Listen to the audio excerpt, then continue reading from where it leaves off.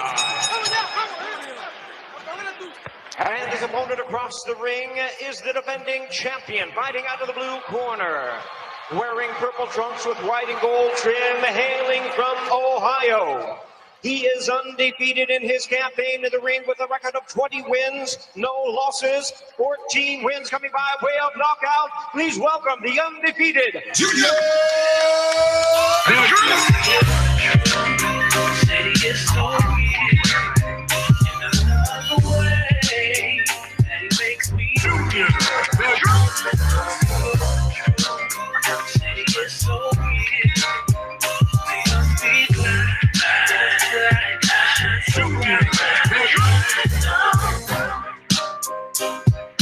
Shout out to the LDBC, LiveCast community.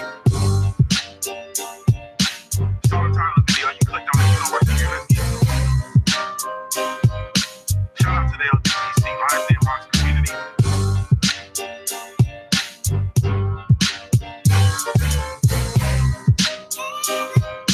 Shout out to the LDBC, LiveCast community. Shout out to the LDBC, LiveCast community.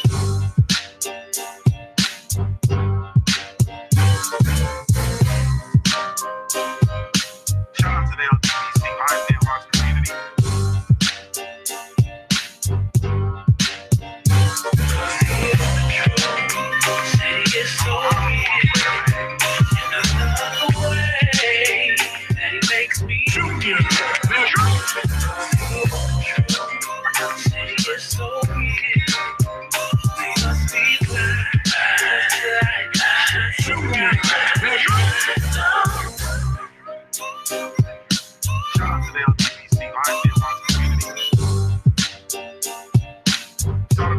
Yes, indeed. Yes, indeed. What's going on, family? I see y'all in the building early, man. Y'all in here early. Yes, indeed, man. Yes, indeed. I appreciate y'all so much, man. You guys have absolutely no idea, man. In here early to listen to me talk this talk, man. In here early. Man, I am JuniorTheTruth, man, and this is indeed the Punch Junkie Morning Show. Thank you so much, man, for tuning in. Really, truly appreciate it, man. Shout out to the LDBC. That is Lions Den Boxing Community, man. Be sure you go visit that website over at www.ldbcsports.com, man. Create a profile while you're over there. It's absolutely 100% free. Man, also, be sure to download the free mobile app. Wherever you download your mobile apps, you can go in and just search LDBC and the app will show up. Download that app, man. Also, every Wednesday, 9:00 p.m. Eastern Standard Time, be sure you tune in to the Smoke City Mobcast, man, presented by the Lions Den Boxing Community. The link will be in the description to that YouTube channel. Go over there and create a profile while subscribe to that channel, man, and check us out every Wednesday, 9:00 p.m. Eastern Standard Time. That is indeed where the LDBC gets together. And we talk a whole lot of shit, man. I'm just going to tell you the truth. We talk a whole gang of shit, man. A whole gang of it, man. It gets heavy in there, man. It gets heavy in there. It really, truly does. So thank y'all so much, man, for tuning in. Really, truly appreciate it, man. Just wanted to jump in here, man, real quick, man. You know, let me go. JMJ2121 first in the building. Good morning, family. Johnny, what's going on, man? PK Boxing and MMA. What's happening, family? Emmanuel Momoa, what's up, bro? Sean Don Productions, what's going on, family? Let's get to it. My brother Reginald Thompson in the building. What's happening? Almighty Law 703. What's up, family? Big Snack Pack. What's going on, cuz? What's happening, family? Yes, indeed, man. Let me see. Owens Boxing Dialogue. What's up, family? Suave House. Suave. What's up, baby? What's happening, man? Yes, indeed. Napoleon Armstrong. What's up, baby? TJ Wilkins. What's happening? DJ Zion Love. What's going on, family? Yes, indeed, man. So, hey, man, bruh. So we got the Crawford Benavidez fight, man. You know what I'm saying? We got that thing. And I'm gonna be honest, man. Honestly speaking, bro, I bought into the hype, man. I bought into that hype. Matt Wade in the super chat. Salute, family. Hey, man, I bought into the hype, man. You know what I'm saying? I had to turn this camera on. You know, I like to show my face when I talk this shit, man. I bought into the hype, man. They got me, man. That whole thing with them boys, man, I bought into the hype, man. Benavidez, he was overmatched, man. He was overmatched, man. It wasn't a fair one, man. It wasn't a fair one. That's just the truth. At this juncture, you know, when I look at Benavidez and I look at kind of the things that, you know, he kind of was going through in the ring, I think it might be that time, bro. You know what I'm saying? Sorry about that. It really truly might be that time. I think he has to do an assessment. I think at this point he's probably on a fight by fight basis. Has to assess things, man, to kind of see where he is. You know what I mean? Because that fight, man, I'm not so sure, man. I think that leg, man, is just a bit much, man. You know what I'm saying? And I really truly do, man. I really truly do. Shout out to my brother CJ over at Goodfella Sports TV. You know what I mean? And he is coming up, you know, next shortly at 8:30. So I think, man, much, man. I think it's time for Benavidez, man. He might have to, you know, figure out an alternate route, man. You know what I'm saying? He might have to figure out, you know, what's next for him. You know, he was indeed undefeated, man. Looked at his resume, man. There was nothing real stellar on his resume, to be honest with you. You know, I kind of man, I feel like I got, man. You know what I'm saying? Not that I got. It's not that I got. I allowed myself, because I know better. And I allowed myself to get caught up. And I knew Bud was going. I even predicted Bud with an early stoppage, which, you know, lets me know that I knew. You know, that's how you know that you know when you know that you know. So I knew. But you know, it's just one of them things. I'm gonna be honest with you, man. I wasn't really able to tell much, man, outside of I think Terrence Crawford is who I thought he, you know, I think he is who I think he is. You know what I'm saying? I think he's a dog. There's that dog in him. I think that I think he has a very good ring IQ. I do think he gets caught in the firefights. I think he likes to come in and work. You know what I'm saying? Like, you know, I know that it's the sport of boxing and we love the sport of boxing and so on and so forth, but we just have to understand that there are some people who just like to hit, man. You know what I'm saying? People like to hit. We call it hit. People like to fight. You know what I'm saying? There are people that when it's all said and done, there are people who just like to fight. That's just it. You know what I'm saying? And there's no other way around it. I think Bud Crawford is one of those dudes. He likes to scrap. You know what I mean? I talk about Robert Easter Jr. You know, people say, oh, he doesn't fight to his advantages and he doesn't do this and he doesn't do that. And I understand, and I agree to some capacity.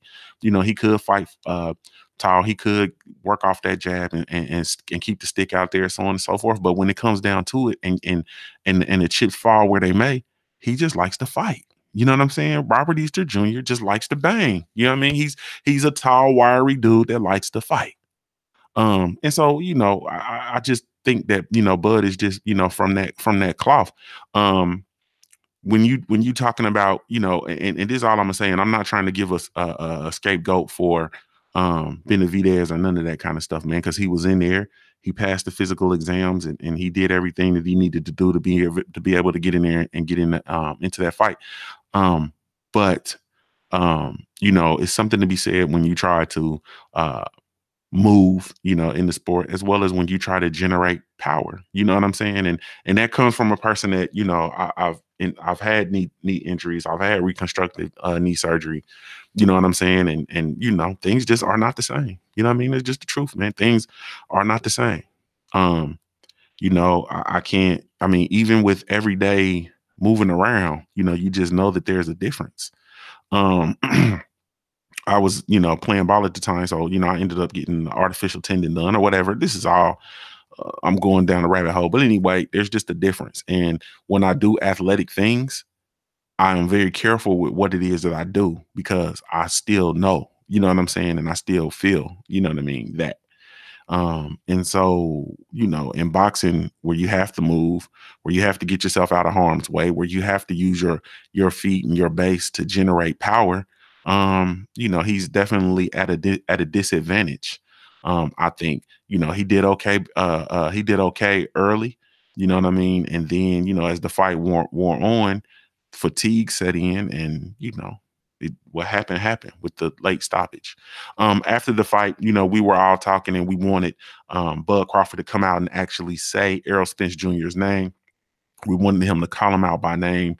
He didn't do that. You know, he basically said he wants all the champions, which, you know, would include 3 fighters from the PBC, you know, Errol Spence among them.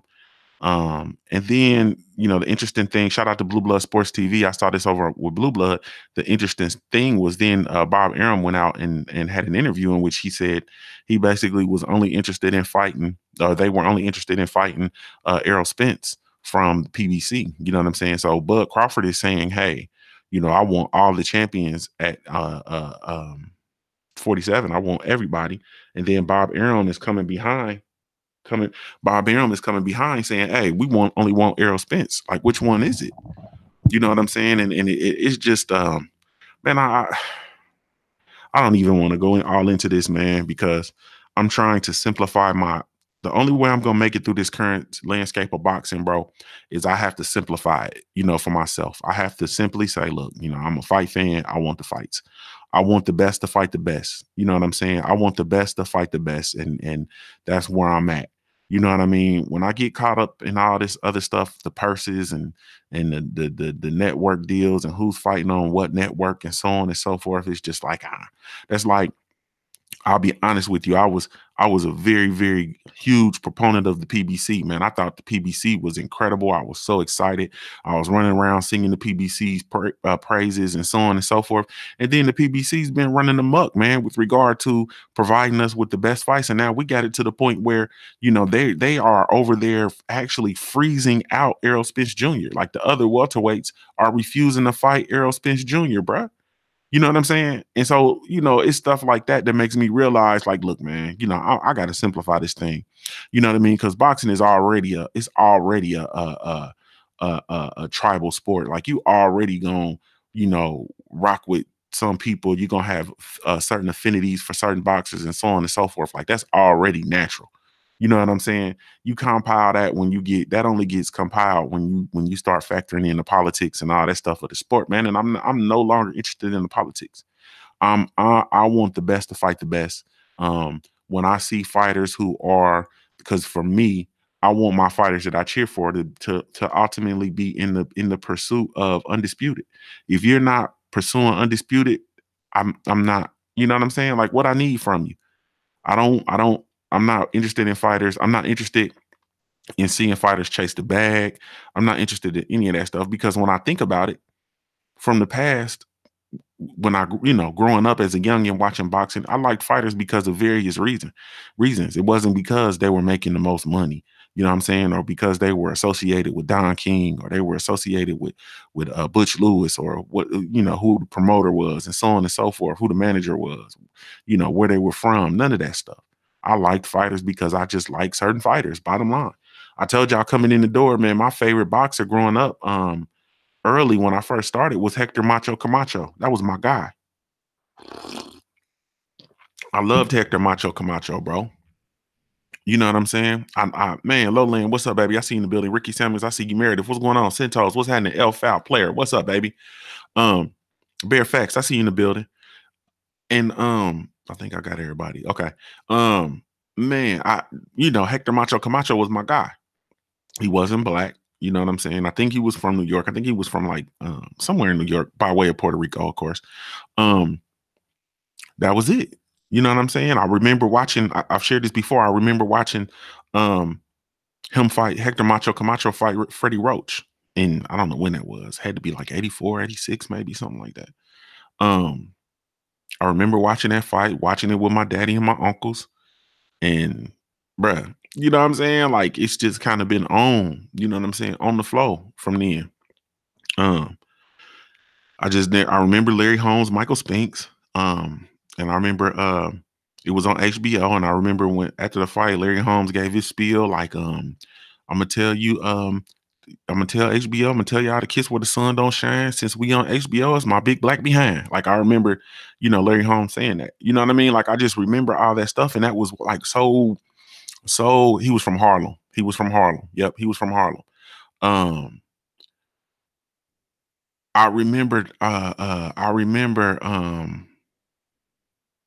Man, it was so. It was so pure. You know what I'm saying? It was so pure. And you know, that's just pretty much it, man. You know what I'm saying? That's just pretty much it. And I need to get back to that. In order for me to survive this current state of boxing, I need to go back to that. You know, in the scripture it says you got to be like a child. You know what I'm saying? You got to be like a child. And like for me, in order to enjoy this stuff, man, I got to be like a child because there's so much stuff that just goes on in the sport that's so distasteful, man. It's such a turn off. um It'll send me it'll send you clamoring, man, the other way. You know what I'm saying? It'll send you clamoring the other way. PK Boxing MMA says Benner was waiting on Bud too much. Bud had more success as the aggressor in the Jose fight when he waited on JBJ. Jose was able to find openings. Bud fought well on the front foot throwing combos. Yeah, I think Bud did a good I think Bud also did an excellent job of movement, man. I think he you know, his front movement, back movement, lateral movement, changing levels. You know what I'm saying? I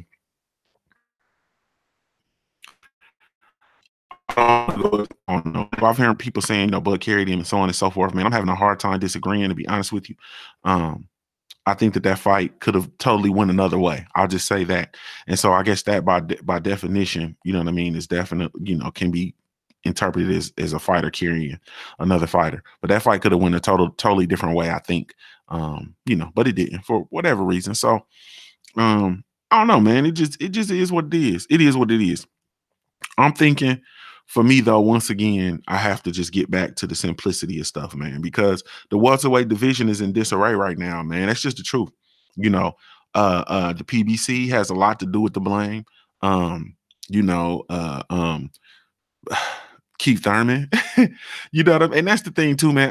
I need to get a message to Keith, man. Keith needs to come, like, the time is now, bro. The time is now to come back, man. You know, obviously you're gonna avoid Errol Spence, man, but you can come in, man, and like get you a tune up, man, and get in there with Bud Crawford. Like you really truly can. You know what I'm saying? I see Keith Thurman being able to get a fight with Bud Crawford before Errol Spence does, as unfortunate as that is. And I think a healthy Keith Thurman can actually get in there and actually do some work with Bud. I really truly do. But I don't know, man. Keith Thurman might be a lost cause, man. That might be a bad example. You know, I don't know, man. The welterweight division is just in disarray, man. You know what I'm saying? It's just a disarray. You know what I'm saying? It's a disarray. It's just in disarray. I mean, I just don't really know what else to say about it. It's just bad news, man. Like, bro, you got 3 of the champions fighting on the same networks under the same banner, and we can't get those fights. We can't get that unified. We can't get that cleaned up. You know what I'm saying? Like, come on, bro. And then you got one champion who was Crawford over on the network with Bob Arum, over on the ESPN and so on and so forth. And they're just going to continue bringing out lambs. You know, they're going to continue bringing out lambs for him to slaughter. Like, that's just what's going to happen, man. We're going to continue to see him bringing out lambs for him to slaughter, man. You know what I mean? And I don't know, man. The irony of it all is just this. It's just, and I think that this Errol Spence Jr. versus Bud Crawford fight is just it's like a carrot on a stick, man. It's like a unicorn. You know what I'm saying? It's like a leprechaun. It's like this mystical figure that you never really see in life, but you know, is always in the forefront of somebody's brain. You know what I'm saying? Like, I don't know. I don't know, bro. And so for me, I'm gonna change my. I'm gonna focus my. I'm gonna focus my. I'm gonna focus my energy on what we got, man. I'm not trying to sound out dead or defeated or no stuff like that, man. But it's just, I mean, we really have some good stuff. You know what I mean? Lined up, bro. You know what I'm saying? We really truly do. You know, we have. I mean, right now, for all intents and purposes, we have Deontay Wilder versus Tyson Fury lined up. I mean, we really do. We have it lined up. You know what I'm saying? Like, we have it lined up. I'm like, that's major for me. We have the lineal heavyweight champ versus the longest current reigning heavyweight champ. You know what I mean? Like, that stuff is major. I don't really, if these dudes in welterweight want to fight, then cool. If they don't want to fight, then that's gonna be what it's gonna be, man. I think with them not pursuing, fighters not pursuing legacy and not pursuing um, you know, greatness, I guess per se, is that falls on us, man. You know what I'm saying? And I'm gonna tell you why. Because we've made it to the degree we've bought into certain narratives and stuff where it's not profitable for fighters to chase legacy. It is no longer profitable for them to chase legacy. You got to think about, fighters from the past where Ali, the Ray Leonards and Thomas Hearns and even, Mike Tyson, even on down to Roy Jones Jr. The narrative had always been that you chase your legacy and you chase greatness, and it's profitable. You feel me? You chase your legacy and you chase your greatness, and it's profitable. It wasn't until the onslaught of all these extra antics and extra characteristics and all this extra stuff that it then became profitable, regardless of you chasing your legacy or not. Does that make sense? Like it became profitable for people. Fighters could make fortunes not fighting, the best, and just picking fights and doing this and doing that. And as long as they performed in the ring and out of the ring, as long as they performed, then they would still get their coin. And I think as fans, fight fans, man, we got to eat that, bro. We got to own that. You know what I'm saying? Because we allowed that to go on. We allowed that to transpire. So I think the only way for us to undo that is to make a conscientious decision to go back to making it profitable for fighters who are pursuing their greatness, who are pursuing their legacy. You know what I mean? Like that needs to be profitable. You know what I'm saying? I really truly think that, we can do it. And how we do it is we support fighters who are out here on that or standing on that. You know what I'm saying?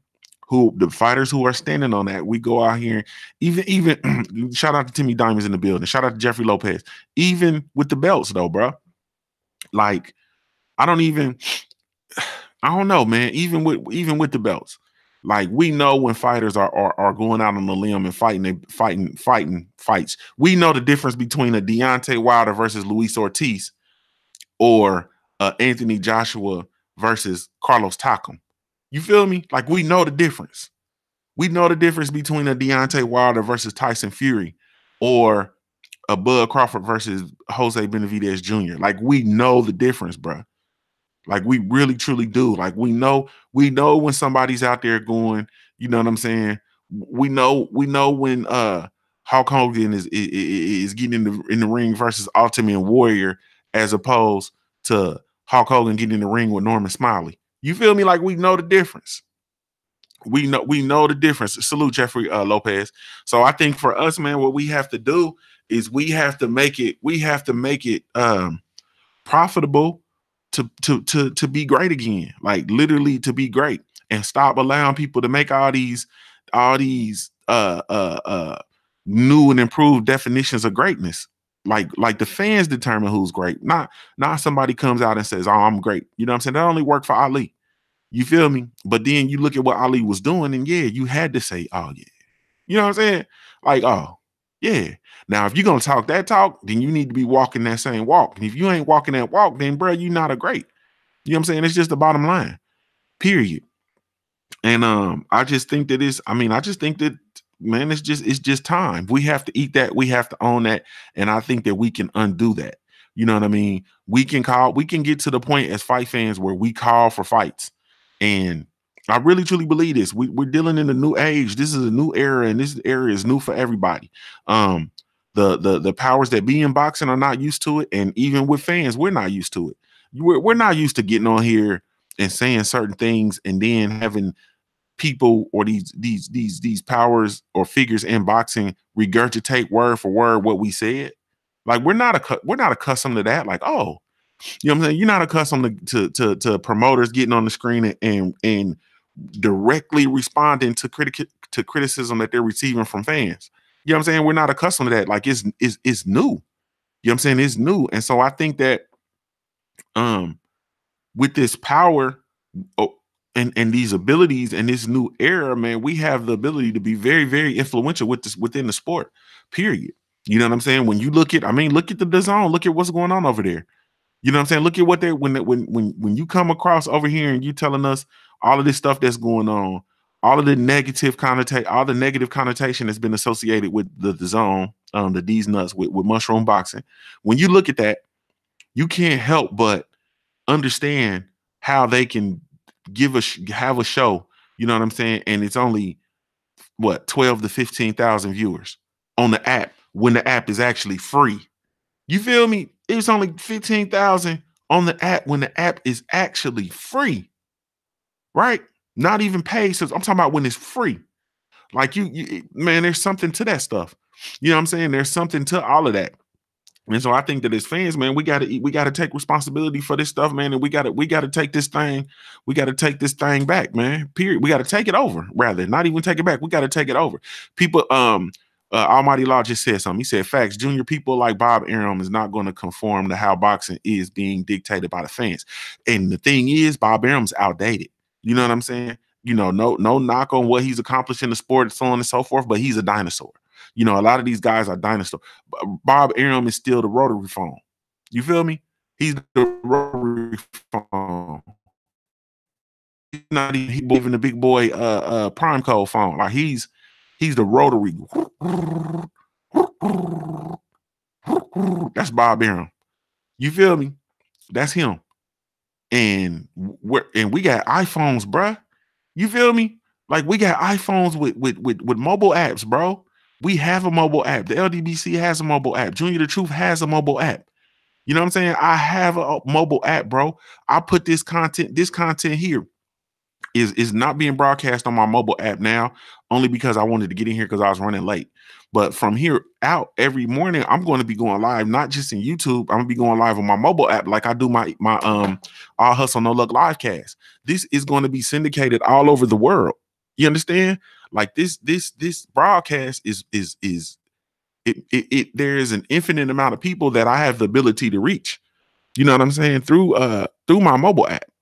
There's an infinite amount of people that I have the ability to reach. You see what I'm saying? It's different. You know what I mean? Bob Arum is the old school, you know, carbon copy contract. You know what I'm saying? That's Bob Arum, which is, you know, it worked for that time frame, but it's different now.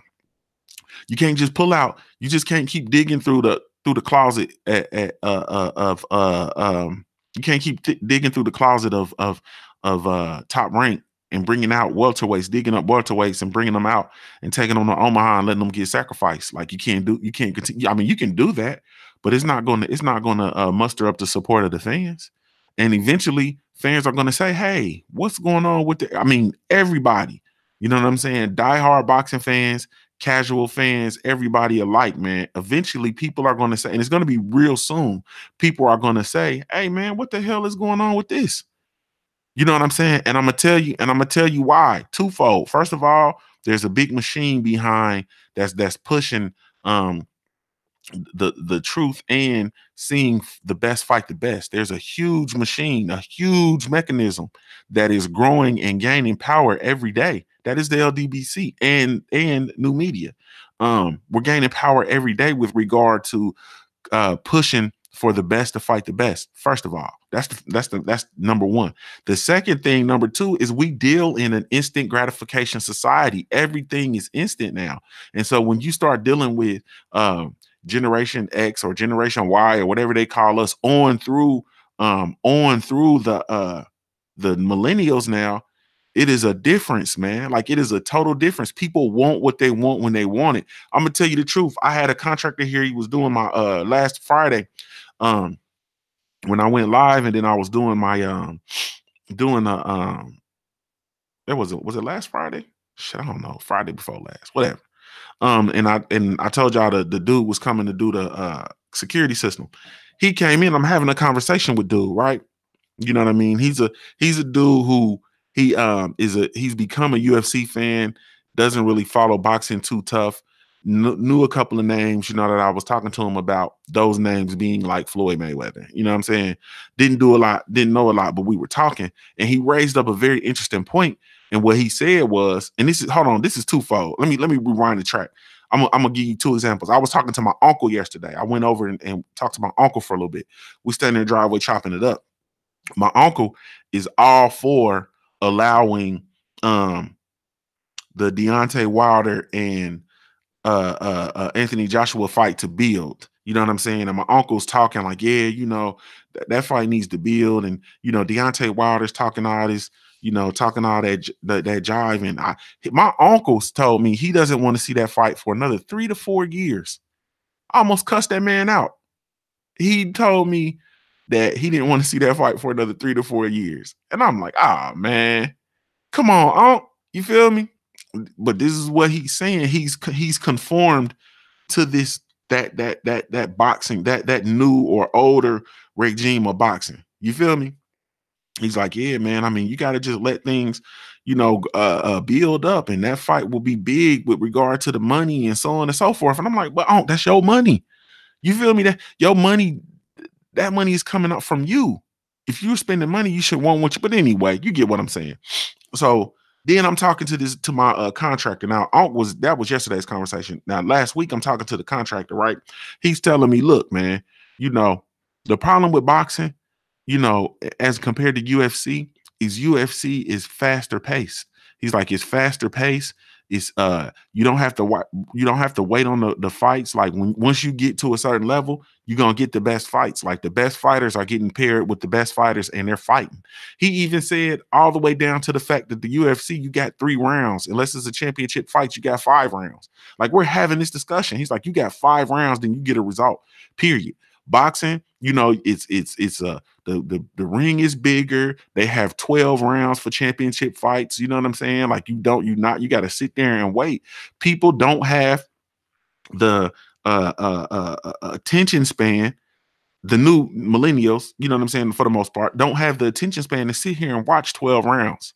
You know what I'm saying? And if you honestly think about it, I guarantee you probably 80% of us don't sit there and watch 12 rounds. I guarantee you we don't sit there and watch boxing on the edge of our seats. You looking at your computer, you looking at your tablet, you looking at your iPhone, you checking social media, you tweeting about what you seeing, you looking at the LDBC video. Like I guarantee you are not intentionally sitting there watching boxing for all 12 rounds, all 3 minutes of all 12 rounds. I guarantee.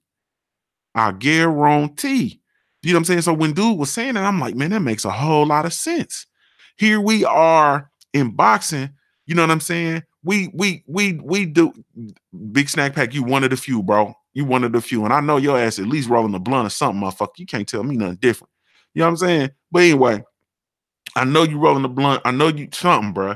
You feel me? It's something that's taking your eyes off that TV, bro. But even in boxing is the sport where we got to jump through all these hoops. We got to do this. This got to make sense. That got to make sense. Blah, blah, blah, blah, blah. In UFC, they get to it, and they get to it quick, bro. They get to it quick. These motherfuckers run and dive on each other in the middle of the ring and get to it. That has captivated the attention of the millennials, whereas this science that we love, you know what I'm saying, has lost steam. And it's not so much the sport in of itself, man. The sport. And I know I got you, bro. Big Snack Pack said you got me. Yeah, I know. But we don't watch TV like that. I mean, it's our attention is different, bro. We got too much going on, man. It's different. But anyway, the sport. It's not that we need to. I don't think that we need to change the sport. I'm not saying the sport needs to be 5 rounds for championship fights and so on and so forth. I'm not saying that. The sport in of itself is fine. The sport in of itself is good. You know what I mean? They can make some adjustments, but the sport is good. The business has gotten in the way of the sport. You feel me? So we can't make these concessions for the business. We can't allow the business. We can't allow the business to overtake the sport. You know what I'm saying? Period. Timmy Diamond said them old players like to let that thing marinate. You feel me? Yeah, these old school trophies like to let that thing marinate, man. They do, bro. But what I'm saying though, bro, is, man, listen. Cause like It's over for that, man. New Fat Boy Fitness. What's up, family? It's over for that, man. Black Cam TV. What's up, baby? It's over. And we have to get these. I mean, we can't step through these processes like those processes. Miss Boxing Fanatic. What's up, loved one? What's up, loved one? Oh man, I love you, girl. I'm glad you back in here, Boxing Fanatic. I'm glad you back in here. How you feeling?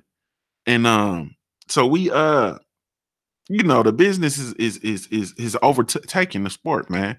So we got to undo that. You feel me? Like we have got to do that one, man. We have got to undo that. Yeah, fans arguing about the purses is fairly new. Like in the last 10, 15 years, really with the whole money thing, you know what I'm saying? The money movement or whatever. Let me ask this though. If is Mayweather with him returning to the sport, with him returning to box potentially in 2019, is that good for boxing or not? You know what I'm saying? What y'all think? Y'all think Floyd Mayweather's return, is it good or not? I'm gonna be honest, man. Like, not that I really care, but I'm a little. I think I'm just to get beyond, man. I'm really anxious to get beyond this his hold on the sport. You know what I'm saying? I'm really anxious to get beyond it. I think that it's having kind of a drip down effect, you know what I'm saying, on some things. So if one of these lame ass welters were pushing for the big fights, they would be touching Mayweather type bags. Yeah, they would, but they're not going to, man. You know what I'm saying? Keith Thurman could have been and got a Mayweather bag, bro, without fighting Mayweather. He could have been and got a Mayweather bag. You feel me? He could have been and got one. I don't think Danny Garcia could have, because he couldn't beat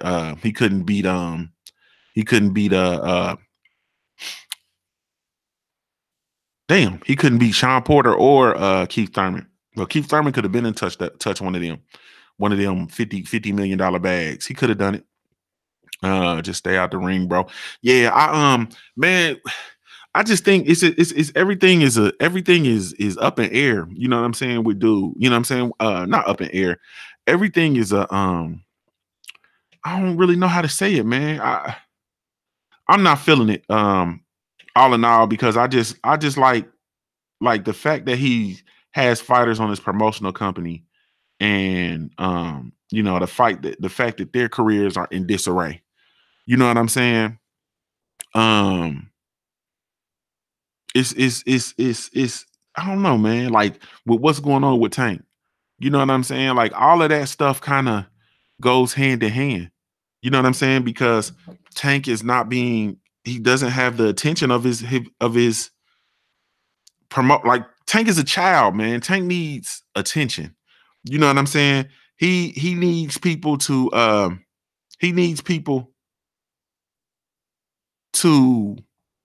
cater to him. You know what I'm saying? He needs people to I'm sorry, y'all. He needs people to tend to him. You know what I'm saying? He needs attention. You know what I mean? That's just the truth. He needs attention. And I think it's difficult as a promoter to pay him attention when you're still flirting with someone who's just so infatuated and self-centered. I'll say that. You know what I mean? Floyd is very, very infatuated with himself, very infatuated with his success, very, very self-centered. So I think it's almost unfair to be in a position where you it's almost unfair for you to be taking on fighters and promoting them. You know what I'm saying? Yeah, St. Cruz, and Tank needs direction. You know what I'm saying? Like, he needs guidance, he needs direction. Not Floyd. You know what I'm saying? I don't think Floyd is really qualified for the job, man. You know what I'm saying? Like, he's qualified to go out and make money for himself. You know what I mean? That's what he's gonna do. That's what he's done best. With regard to steering the career of somebody, it's just not so good. You know what I mean? And then with all of this stuff that's going on, like, that's the one thing that it's one of the things that I don't know, man. It's just like the only fighter that Mayweather Promotions, the TMT, has successfully promoted, man, I feel, is Floyd Mayweather. Like, he's the cash cow. Like, that's it. He's the cash cow over there. Everybody else, man, is just suspect. You know what I'm saying? Like, Like when we look at Andrew Tapiti is a beast, man. He had to enter into the Super Series, man, to get some notoriety, I feel. You know what I'm saying? We got Tank Davis. What's going on with Tank? He's going to fight and he's not going to fight. He's on this card. He's not on that card. What's going on? They're moving him this way, moving him that way. Lomachenko been calling his name. You know what I'm saying? It's not time to fight Lomachenko. Want to do this, want to do that. Like all of that stuff, man, is just not really good. And it's not really good for the young boy. And the young boy is falling apart. That's just the honest truth. He's falling apart. Like people say what they want to say about Adrian Broner and him and his influence and so on and so forth, or whatever the case may be. But the reason why Adrian Broner has such an influence, quote unquote, on Tank, I'm gonna tell you why. The reason why is his presence. He's there. You feel me? He's there with Tank. When you see Adrian Broner, you see Tank. When you see Tank, you see Adrian Broner. If they not together, they on social media or whatever the case may be. The same thing with Robert Easter Jr. You know what I'm saying? When you see Robert Easter Jr., especially when it's go time in his fights and and so on and so forth, when you see him, you see Adrian Broner. Adrian Broner's around. They're on the phone with each other. They're going back and forth, via social media or going live or so on and so forth. Man, I'm gonna wrap this thing up, man, because it's time for us to transition over to CJ, man, over at Goodfellas Sports TV. Man, he's about to go live if he's not live already. So we're gonna transition over, man. But I'm gonna say this, man. We're gonna come back and pick up this conversation because I'm just not sure how I feel about. I don't know if it's good for boxing or bad for boxing. I'm indifferent right now. The return of Floyd Mayweather, I'm not sure if it's good for boxing or bad for boxing, man. You know what I'm saying? And we'll pick this up. Actually, we'll pick up this conversation tomorrow, man. So, yeah, anyway, man, thank y'all so much, man. I really, truly appreciate y'all, man, tuning in to the Punch Junkie Morning Show, man, presented by yours truly, Junior the Truth. Thank you guys so much, man. Really, truly appreciate it. You guys have absolutely no idea, man. Shout out to the LDBC. Be sure to visit my website over at www.juniorthetruth.com. Also, you can visit the store while you're over there, man. People have been asking about my shirts, man. My shirts are over there, of course. They're on sale there, so you can go catch them in the go to the website, then click Junior Shop, and that'll take you to where the shirts are. Also, every Thursday, 9:00 p.m. Eastern Standard Time, tune in to the All Hustle No Luck LiveCast presented by yours truly, Junior the Truth. And then currently right now, every morning, roughly 7:30 a.m., man, Eastern Standard Time, you can tune in to the Punch Junkie Morning Show, man, presented by Junior the Truth. Thank you guys so much. I'm missing something. For all of my hoop fans, all of my basketball fans, man, you can go and visit my brand spanking new website, www.hoopandhustle.com, HOOPNHUSTLE.com, man. Thank you guys so much. Be sure to like, comment, share, subscribe on your way out of the building. This is Junior the Truth signing off. I'm a hard-born player, made. If you don't know anything else about me, at the end of the day, I got to keep pushing, baby. Let's head on over to CJ Sports TV, family. Yes, indeed. Y'all have a good day, man.